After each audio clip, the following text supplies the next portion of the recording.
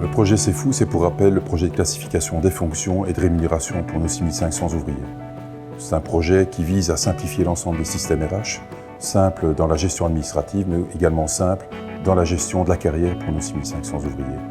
Les accords ont été signés en 2019 et on est à l'aube de la première étape, à savoir l'envoi à domicile d'un courrier reprenant à la fois la définition de fonction et la classe de la fonction de la personne. Ce faisant, chaque ouvrier sera en capacité de savoir exactement ce qui est attendu de la part de son manager. Alors pour moi, il y a deux choses qui sont vraiment importantes dans le cadre de C'est Fou.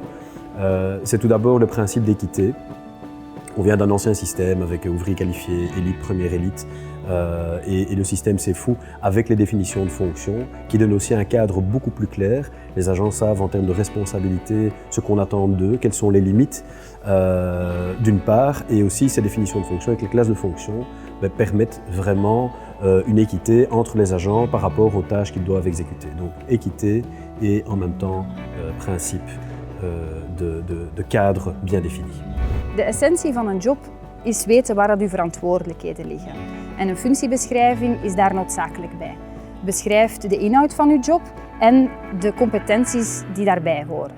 Dus voor mij is dat een erkenning van de bestuurders of van technisch personeel voor de zaken die zij dagelijks doen. Als manager kunt je dan gaan kijken, nemen ze hun verantwoordelijkheden, staan duidelijk gedefinieerd en in welke competenties zijn ze goed en in welke competenties kan ik ze bijsturen.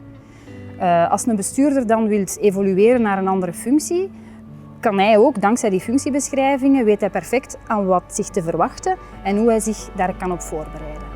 Onze metrobestuurders zijn natuurlijk dankzij de goede opleiding in het Metro Training Center zeer goed op de hoogte van hun functieinhoud. Nu, de recente opgemaakte functiebeschrijving die helpt natuurlijk heel sterk om meer klaarheid en transparantie te scheppen. Dit helpt bijvoorbeeld al in de samenwerking met hun directe chef, de lijnbeheerder, vooral als het gaat over een samenwerkingsgesprek.